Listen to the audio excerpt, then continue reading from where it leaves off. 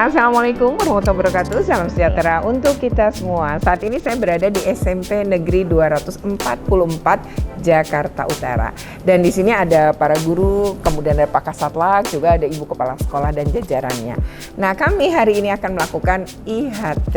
Nah, salah satu materinya adalah tentang mengenal bagaimana soal perundungan, dampaknya, cara mencegahnya, dan juga tentang penerapan disiplin positif. Nah, seperti apa? Ikuti terus dalam video ini, tapi sebelumnya jangan lupa untuk di like, share, comment, and subscribe. Bagi yang belum subscribe, segera subscribe untuk terus terupdate dengan video pendidikan dan anak. Terima kasih Bapak Ibu.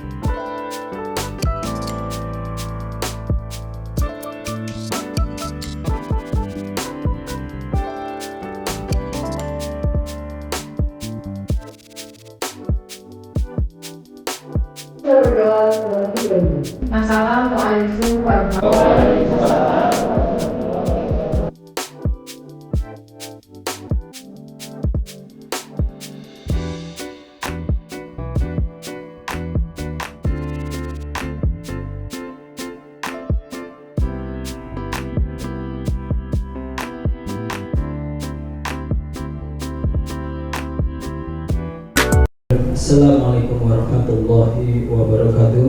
Waalaikumsalam warahmatullahi wabarakatuh. Marilah kita awali kegiatan pada pagi hari ini dengan berdoa. Berdoa akan saya pimpin dengan secara Islam. Untuk yang beragama lain, saya menyesuaikan dengan kepercayaan masing-masing. Pertama-tama marilah kita manjatkan surat Al-Fatihah dengan berharap agar kegiatan ini, in-house training ini dapat dilaksanakan dengan baik, kemudian dapat dipahami dan juga dapat dilaksanakan dalam kegiatan pengajian. Al-Hadiniyah Waalaikumsalam Waalaikumsalam Nabi Al-Fatihah. Bismillahirrahmanirrahim. Alhamdulillahirabbil alamin arrahmanirrahim maliki yaumiddin iyyaka na'budu wa iyyaka nasta'in ihdinas siratal mustaqim siratal ladzina an'amta 'alaihim ghairil maghdubi 'alaihim waladdallin. Indonesia tanah airku, tanah tumpah darahku. Di sanalah aku berdiri, jadi pandu hidupku. Indonesia kebangsaanku, bangsa dan tanah airku. Marilah kita berseru, Indonesia bersatu. Kecamatan Cilincing, Bapak Haji Sujailani MPD, yang sama-sama kita hormati Ibu Retno Listianti, SPD MSI, narasumber kita pada pagi hari ini. Yang kami hormati Kepala SMP Negeri 244 Jakarta, Ibu Yuliani MPD. Yang saya hormati, saya banggakan Ibu Bapak Guru dan tenaga kependidikan.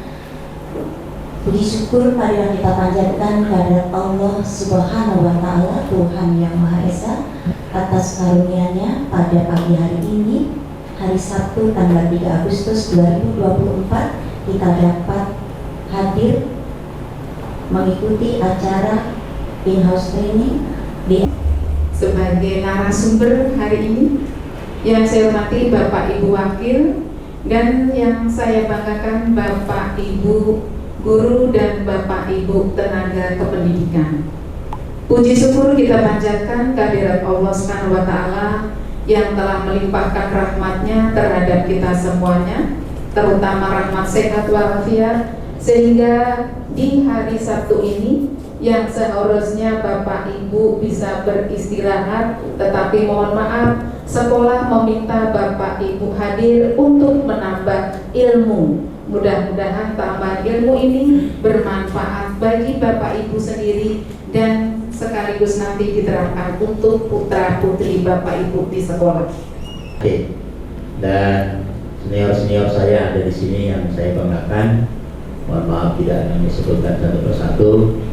Yang jelas bahwa SMP Negeri 244 adalah SMP hebat, guru-gurunya juga hebat. Ini ada Pak Haji Dr. Purwidi, Pak Purwono, ada Mas Nopis di sini yang dipakai selalu IT-nya oleh Dinas Pendidikan dan teman-teman hebat yang lainnya. Bapak Ibu, hari ini Sabtu yang tadinya Saya makan ya, Bu. bersama keluarga, tapi Ibu juga dong. luar biasa, sehat, sehat, sehat. 244, yes, luar biasa. Gemilang, generasi emas Indonesia cemerlang. Baik, Bapak Ibu sekalian, saya sesuai dengan surat, saya diminta untuk memberi materi, tetapi saya merasa bahwa saya yakin bahwa di sini tentu sudah ada tim PPK ya, tim pencegahan penanganan kekerasan di satuan pendidikan, sebagaimana diatur dalam Permendikbudristek 46 tahun 2023 tentang pencegahan dan penanganan kekerasan di satuan pendidikan.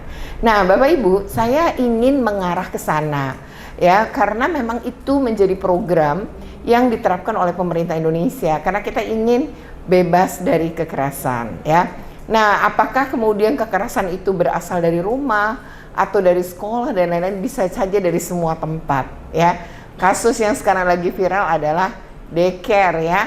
Bahkan anak umur 9 bulan pun mengalami kekerasan dari si pemilik daycare. Artinya kekerasan tuh bisa aja menimpa anak kita di mana-mana, termasuk di sekolah. Nah, Bapak Ibu, pertanyaan saya tadi disebutin generasi gemilang gitu ya. Itu di 2045.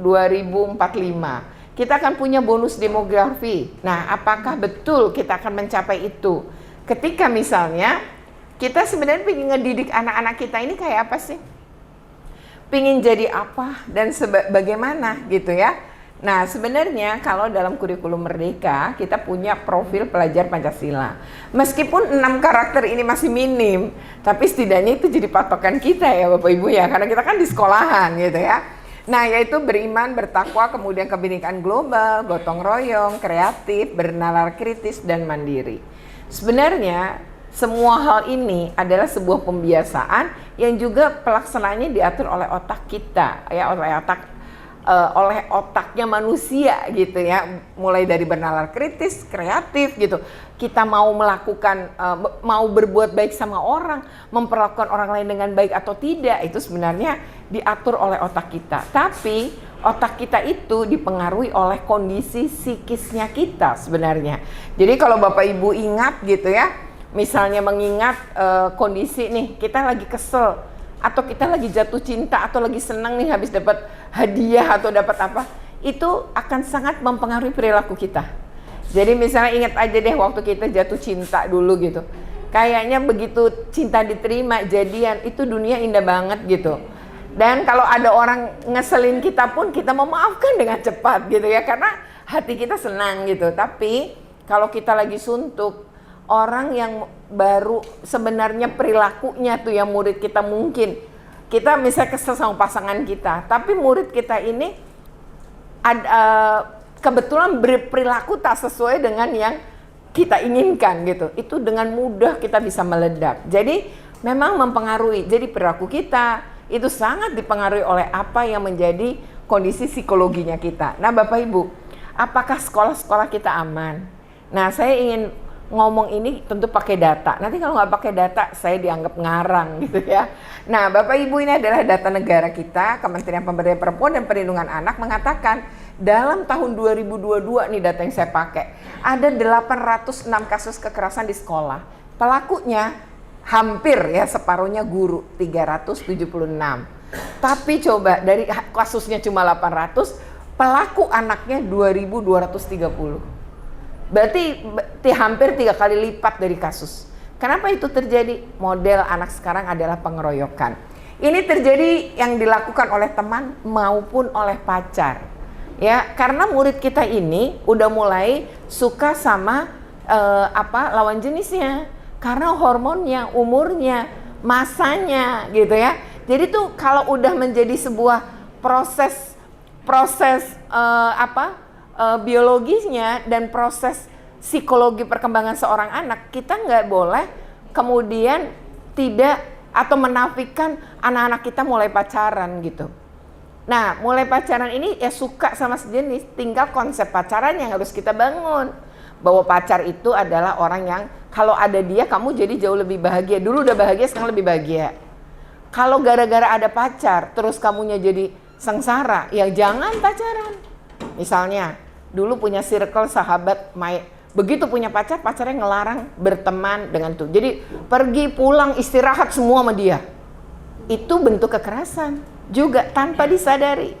Bukan atas nama cinta, itu bentuk pengekangan yang bagian dari kekerasan. Kadang nggak nyadarin. Atau misalnya dia dengan mudah ngomong ke kita gitu, hal-hal yang atau menjuluki hal-hal yang buruk. Nah itu juga bagian dari kekerasan. Misalnya teman-teman, kita kurus, tapi kok kita dipanggil triplek kan nggak mau juga ya. Triplek kalau ketemu kita kan saking tipisnya gitu ya Pak. Kalau kita gemuk terus manggil kita, ibu gembrot apa kabar, kita juga nggak mau gitu ya, padahal kita gemuk gitu. Nah lalu kalau kemudian kita hitam tapi kemudian kita dipanggil keling, kita juga nggak mau. Nah sementara dalam Quran ya ada surat yang mengatakan bahwa kita tuh nggak boleh memperolok-olok orang dan memanggil dengan panggilan-panggilan buruk. Jadi Tuhan aja ngelarang loh. Nah sekarang pemerintah Republik Indonesia mengakui ya. Jadi Kemendikbudristek melalui Menteri Nadiem mengakui ada kekerasan di sekolah. 3 yang kemudian waktu dia sorot. Ya awalnya tuh yaitu bullying ya atau perundungan, kemudian kekerasan seksual dan satu lagi adalah intoleransi. Lalu sekarang berkembang menjadi 6. Nah, salah satu yang menarik adalah kebijakan yang mengandung kekerasan. Kayak apa kita akan bahas. Nah, Bapak Ibu, selain ini sebenarnya ada survei nasional yang dilakukan oleh pemerintah Republik Indonesia. Ini yang diikuti oleh lebih dari 100.000 anak Indonesia usia 13 sampai 17. Hasilnya, mari kita lihat. Kekerasan seksual itu menimpa dari seluruh responden ini ya. Setiap 11 responden 1 anak mengalami kekerasan seksual. Dari 17 anak laki-laki 1 ngalamin. Jadi anak laki-laki maupun perempuan semuanya rentan mengalami kekerasan seksual. Beberapa kasus kalau Bapak Ibu baca yang viral-viral, anak laki-laki mengalami kekerasan seperti disodomi. Baru-baru ini jadi disuruh mijetin, lalu kemudian anak itu disodomi terjadi di sekolah berasrama. Nah lalu kasus-kasus lain misalnya anak perempuan di Jakarta pernah terjadi loh, nggak tahu ya Pak Jani pernah ingat nggak di wilayah Durensawit, di mana guru itu ya pola mengajar untuk anak perempuan di kelas itu ada 7. Nah 7 anak, lalu dia itu guru yang masuk karena kebetulan tanpa mengindikan tidak berkaitan dengan mata pelajaran, kebetulan guru agama. Lalu polanya adalah ketika anak perempuan PR ya, kalau anak laki-laki ditaruh aja, kalau anak perempuan tuh dipangku. Lalu tangan kanan si guru ya, jadi tangan kanannya memeriksa tugasnya sambil mangku si anak, tangan kirinya itu masuk ke dalam roknya si anak. Tapi salah satu anak ini secara kebetulan mendapatkan pendidikan seksual secara dini. Pendidikan seksual itu bukan ngajarin seksual Bapak Ibu, tapi membangun pemikiran pada si anak, kesadaran pada dia anak untuk menghargai dan melindungi tubuhnya. Salah satunya adalah ada bagian tubuhmu tuh nggak boleh disentuh siapapun, nggak boleh dilihat siapapun kecuali dirimu. Bahkan kalau kamu ke dokter, mama harus ikut masuk ke ruang dokter untuk nemenin kamu ketika kamu punya masalah pada bagian ini. Nah bagian itu apa? Kalau perempuan dada dan vagina, kalau laki-laki adalah dubur dan penisnya. Nah orang Indonesia pendidikan seksual yang utama itu misalnya sebut alat kelamin itu dengan namanya, nggak ada porno-pornonya itu kan bahasa ilmiah yang digunakan seluruh dunia. Tapi Indonesia mengganti dengan kata burung, ya benda-benda lain. Itu ketika saya jadi komisioner KPAI, polisinya bingung.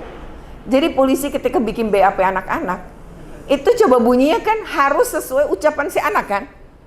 Jadi burungnya, kan asosiasi burung tuh apa? Kan jadinya ini benar-benar tindak pidana atau soal burungnya gitu kan? Burung si guru gitu kan? Atau burungnya si pelaku yang misalnya dilakukan di rumah kan juga banyak ya.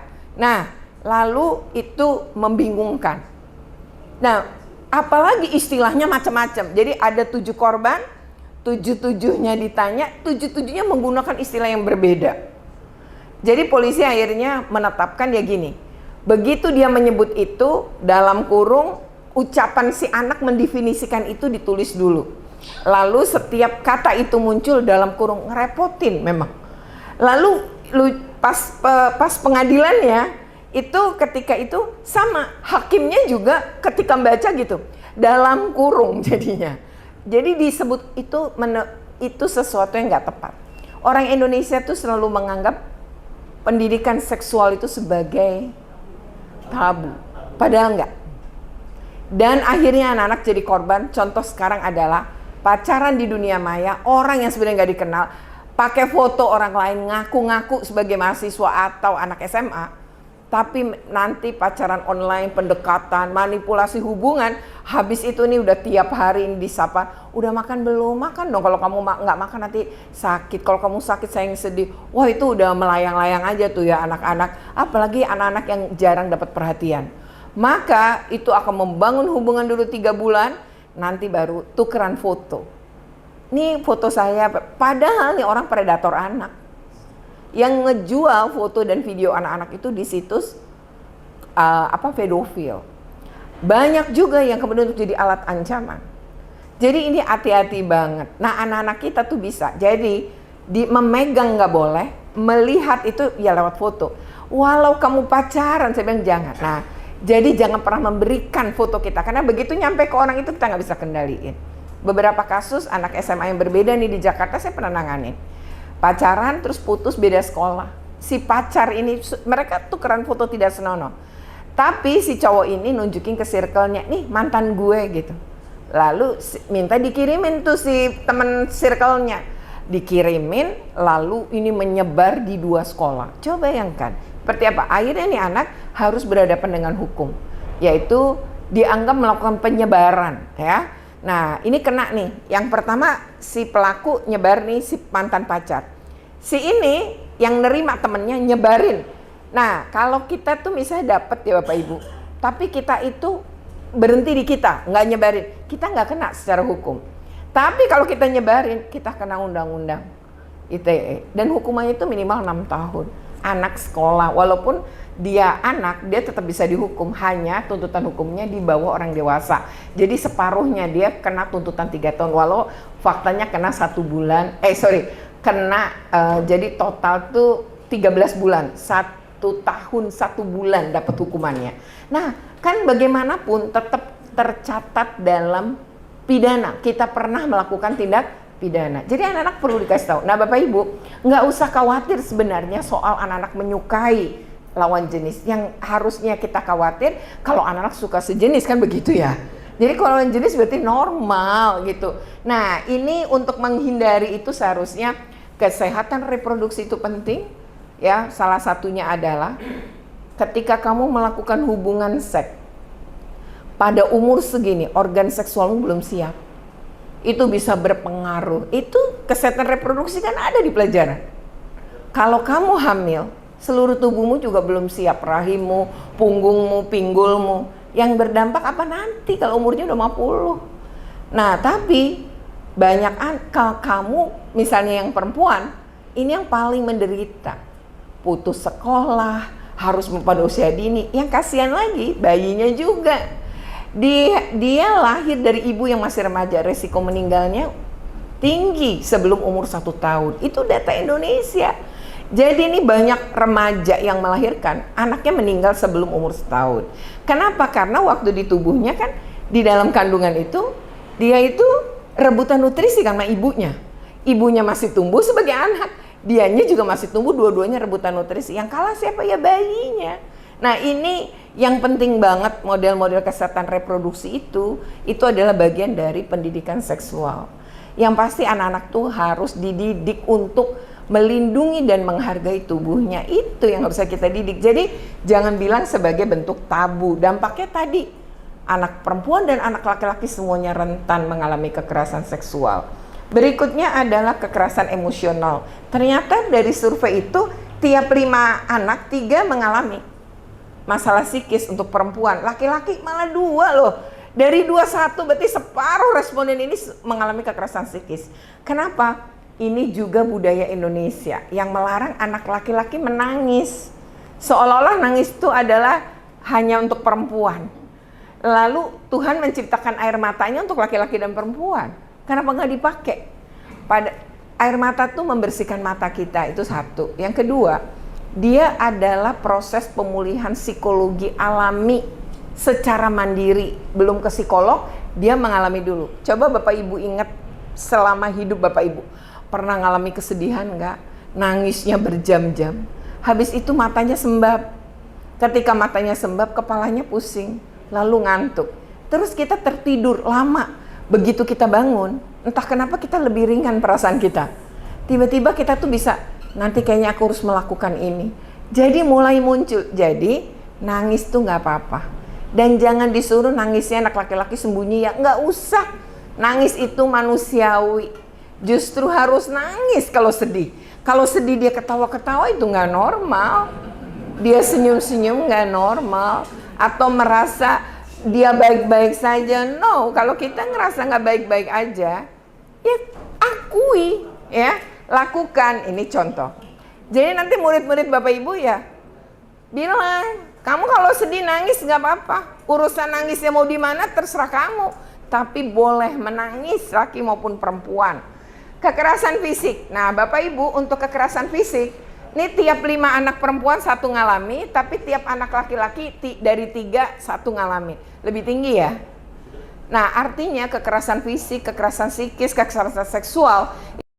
Oke ya, demikian ya video ini. Jadi ini memang guru-guru SMP Negeri 244 Jakarta ini begitu penuh semangat ya. Mengikuti hingga akhir dengan penuh antusias, pertanyaannya banyak. Dan juga ketika disuruh nyanyi lagu yang tekadnya positif pun bersedia ya. Jadi emang ini sangat luar biasa. Semoga ini bermanfaat.